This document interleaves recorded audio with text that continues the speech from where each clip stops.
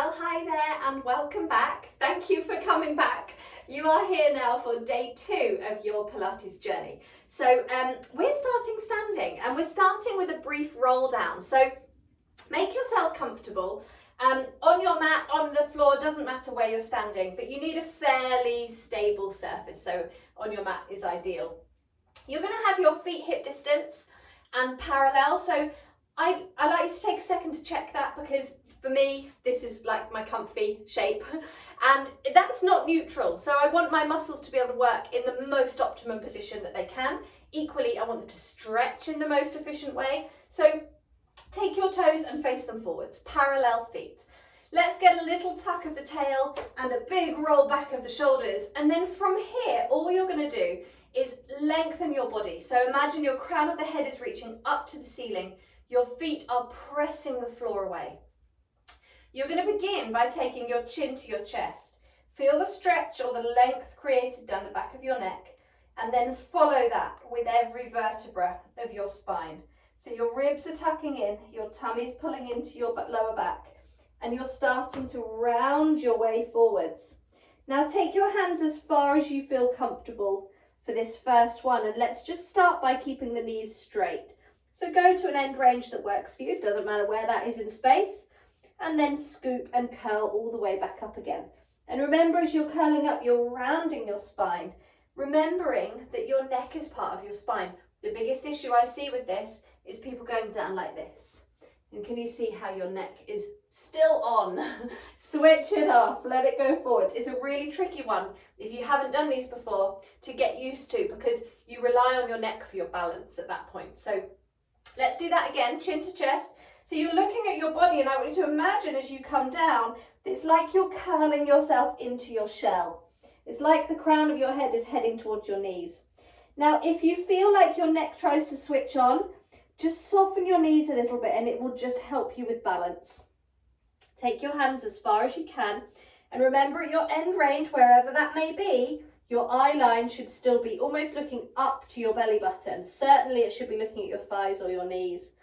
Holding here for a breath and a little stretch of the backs of the legs. Scoop the belly and curl up. Now the neck is the first issue with this movement. The legs are the second issue. So you may find that you get to about here and you've got nothing because your legs are tight.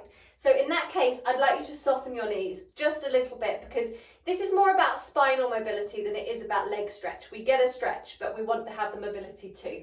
So softening the knees as you come down will mean that you get a little bit more movement through your spine. Remember that sequential movement of the back. We want every vertebra to be moving independently and evenly and equally. Soft knees will mean you go a little bit further, but you'll still get that stretch down the backs of the legs. Doesn't matter where you end up in space, whether your hands are on the floor or not. It's something to aim for, but at the moment it really doesn't matter where you end up, as long as you're getting that switch on of the tummy, you're getting the length in the back of the legs, and you're relaxing your neck. We're going to do that one more time. Chin to chest, curl down. Knees bent if you need it, straight if you can. Strong lift of the tummy. Don't collapse that belly. Feel like you're pulling your tummy up to your spine. Hold for a breath. Check that you've got a little bit of weight in your toes, so you're slightly destabilized, and that will help your tummy to engage. And then scooping and curling back up. Head is the last bit to sit on the stack, and we're tall. Okay, hold it here. Now we're going to take this into a small V position. Pilates V is narrow, it's not first position. Don't be here, take them a bit narrower. Roll the shoulders back, have your hands on your hips. Tuck your tail under a little bit so your belly engages. So we're just drawing the hips towards the ribs. That's going to tighten through the tummy to keep you switched on. And then when you're ready, we go up onto tiptoes. So we're lifting up and releasing back down. Now, first one, second one, we try and keep the heels together. Squeeze your bottoms, tighten your belly, lift up. Inhale up, exhale down. Now, small lifts like this doesn't need to be a big movement. But what I do want is your shoulders to stay down, your tummy to stay on, and I want you to find some balance. So we're going to focus your gaze on one point in the room, somewhere in the room. Don't mind where, but I want you to stare at that point. I'd like you to breathe in as you lift and exhale as you lower. Don't worry if your heels come apart. Doesn't matter where your legs are touching or not touching. Everybody is going to be different. The makeup of everybody's hips and pelvis is different. So your leg positioning is going to change from person to person. But I want you to try and keep those connections in the legs as much as you can, because it's going to help you to keep this pelvic position. It's going to help you to keep the bottom on, and it's going to help you to keep your tummy on, which will help you with your balance. So there's a method. Squeeze up, control down. We're going to go 2 more times. And on the next one, you're going to hold at the top here, and you're just going to balance. So I'd like you to just squeeze your bottom, squeeze your tummy, lift your crown of your head up to the ceiling.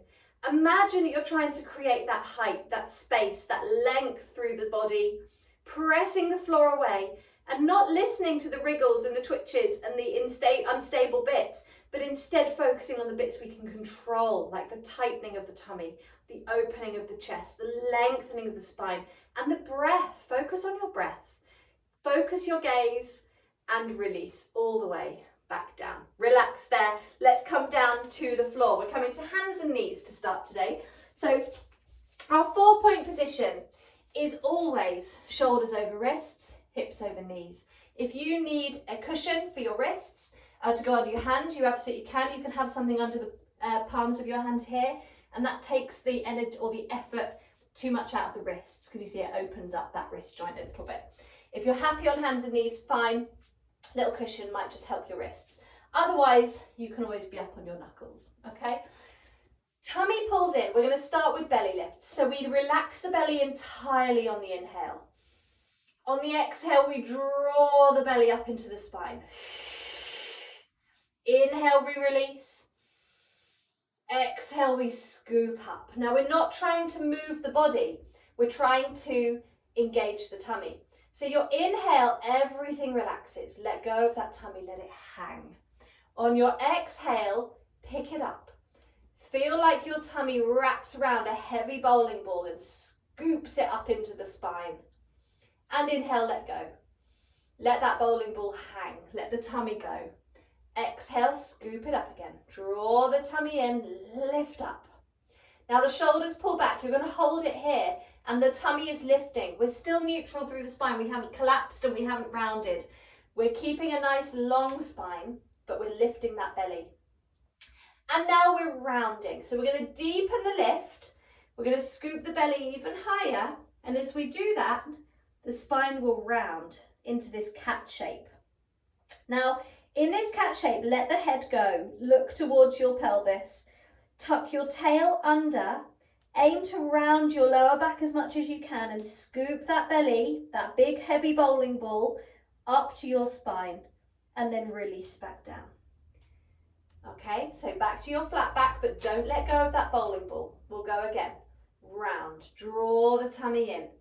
Think as though you're pulling the tummy up and everything else wraps around it. Head comes down, shoulders are away from the ears, and we release back to your flat back. Keep going with those, scooping on your exhale to round and releasing on your inhale. Now, as you go through these, you might be finding that your shoulders are starting to creep up to your ears. So my advice for that is always to think, no matter what position you're in, that your armpits are trying to pull towards your waist. So wherever your spine is, whatever's happening with your tummy and your pelvis, keep the armpits pulling back, and it activates this bit, which is your lats. And those are some of your shoulder stabilizers. Otherwise, if you're tight in your neck, your shoulders will be up around your ears. So you need to counter that by pulling those armpits back. Then you can keep going with your movement. Rounding and releasing. One more time. We exhale. Use the breath if you can remember. Inhale, release. Hold it here. And sit back. Just let those wrists go. Give them a little rotation there. Okay, so shoulders on your 4-point position are always going to be a bit of a challenge. They're always going to be wanting to creep up. So really use those armpits to pull back. Coming down onto your tummy. Now, today, instead of working the upper back, we're going to work the backs of the legs. So you're going to take your head down onto your hands. You're going to draw your shoulders back.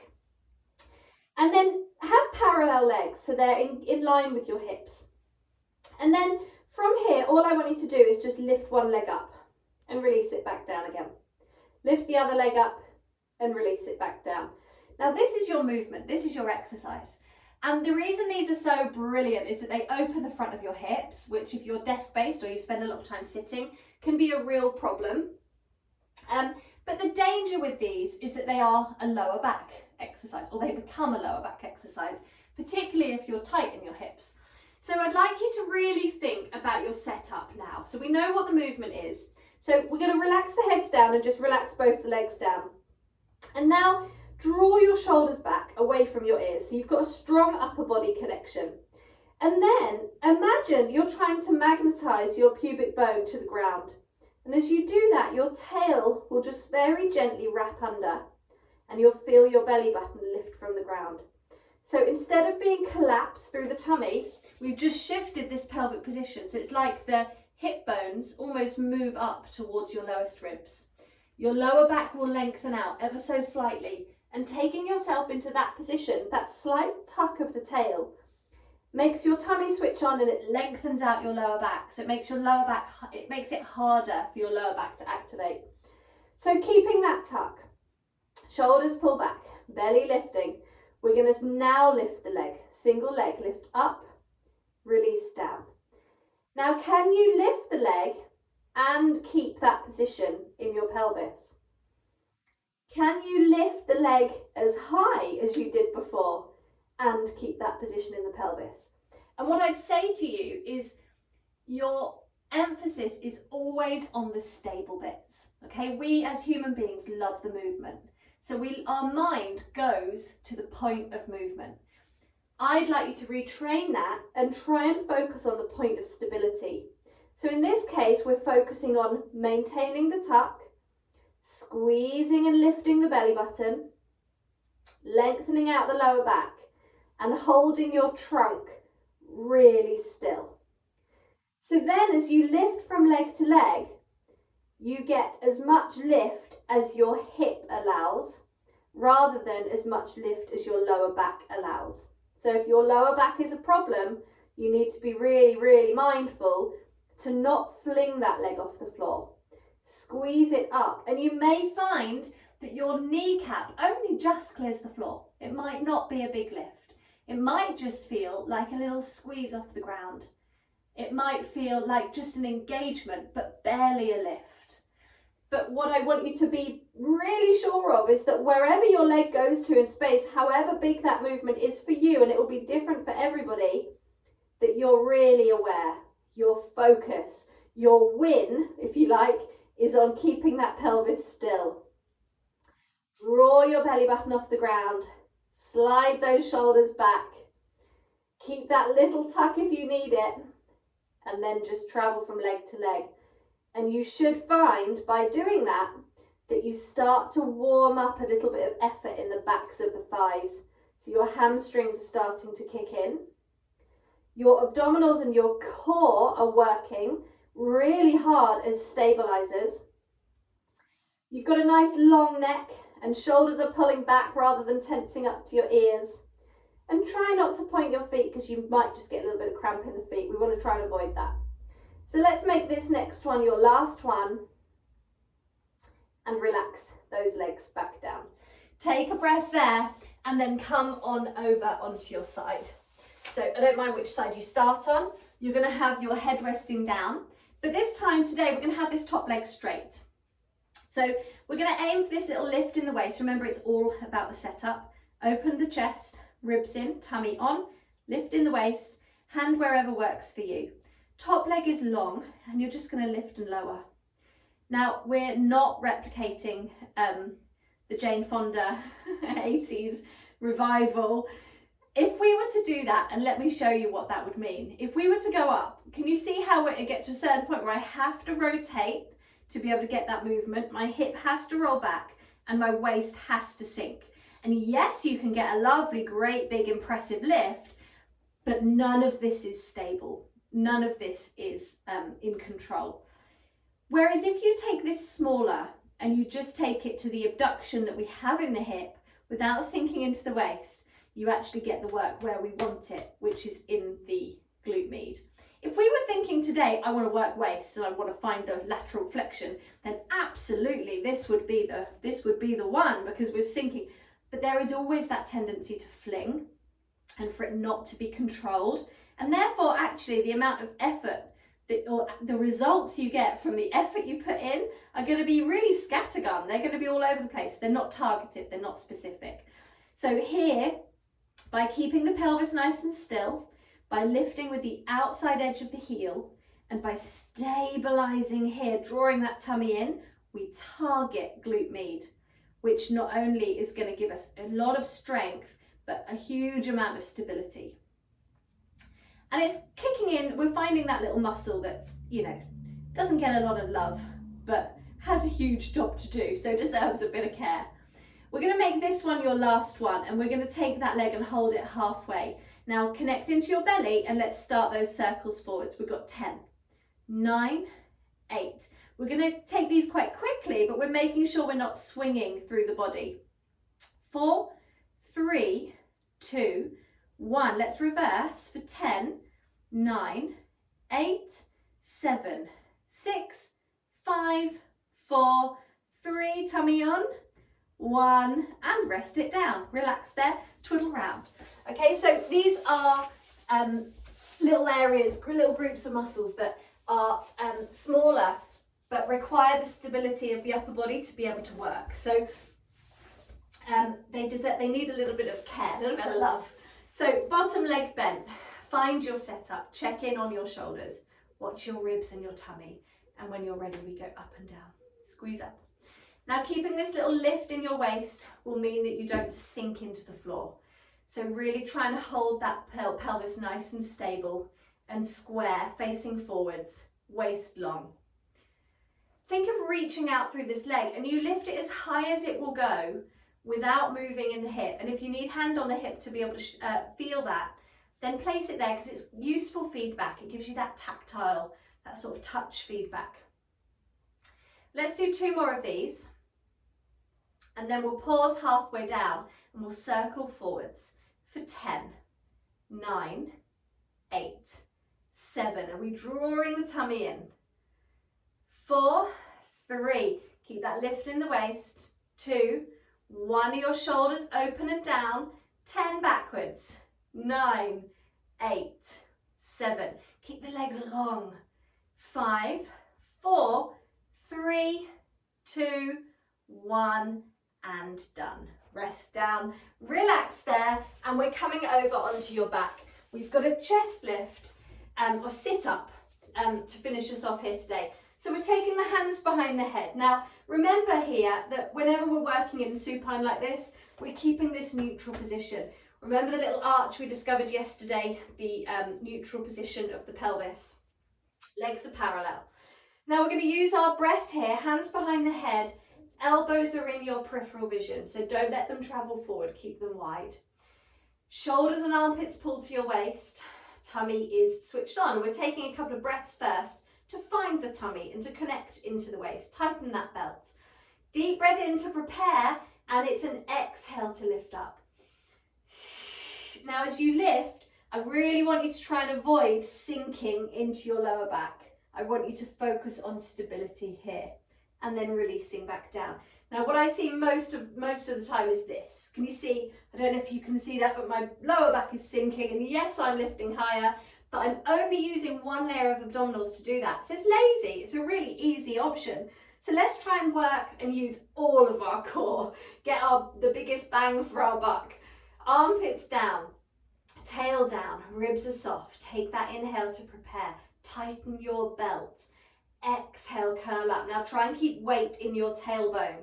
Keep your head heavy into your hands and drive your armpits towards your waist. Hold at the top and release back down. So keep going. It's an exhale to lift and an inhale to lower. There are lots of factors involved in this movement, and I don't want to overwhelm you with information. So I'm going to focus on the out breath to lift and the in breath to lower, and we'll just focus on this neutral position. So you lift as high as you can, keeping your tail actively anchored to the floor. Remember we talked yesterday about how that weight bearing feels, how you should feel to have that effort into your tail, that weight into your tail. Try and keep those elbows wide if you can. If they travel forwards a little bit, it's not the end of the world if you're holding neutral. Head is heavy into the hands because I like you to protect your back. We've got 2 more here. Tightening that belt all the time and holding yourself into that tight pair of jeans all the way up and importantly all the way down. Now hold here, we're going to go into a rotation, so we're going to take armpit across. We go over and back down. Now we're keeping that pelvis still again because now it would be really easy to tip onto the side that we're moving towards.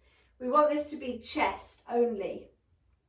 So one shoulder blade will come off the ground, the other one will stay down.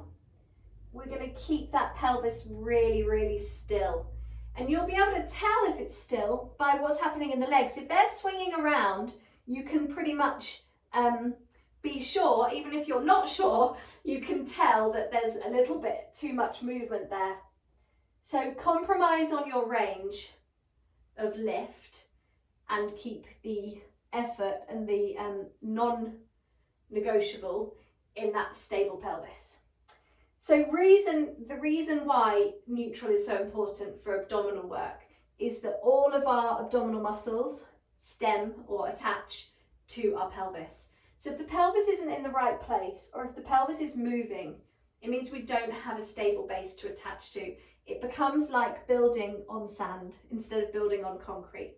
You want that stable base so that the muscles can all work efficiently in the way that they are intended to, rather than having one group, usually here it'd be the six-pack muscle, take over. We want those deep abdominal muscles to work too, because they're really important for posture, they're really important for back care, they're really important for continence, they're important for injury, they're really important. Whereas the six-pack muscle is important for flexion, but that's all it does. So it's really superficial, but it tends to be the one that we target. Let's make this next one your last one and relax there. Now taking your arms to your sides, we're going to finish off with a quick pelvic curl just to release that. So releasing the lower back. Remember yesterday we did the squeeze to the ground and the lift of the pelvis. Hold at the top and curl back down again. Finding your way along the spine. Find the way to neutral. One more time. Curling all the way. Remember we go about half to 3/4 of the way up. Hold for a breath. And then all the way down. Watch those shoulders. Check they are nice and open. And relax there. You can hug your knees in. Squeeze your lower back into the ground and just have a little roll around to finish up there. Well done guys. So we are adding in even more tomorrow. So by all means, if you ever feel you need to repeat a day, you can, and just pick up extra detail. Otherwise, I'll see you next time. Thanks everybody.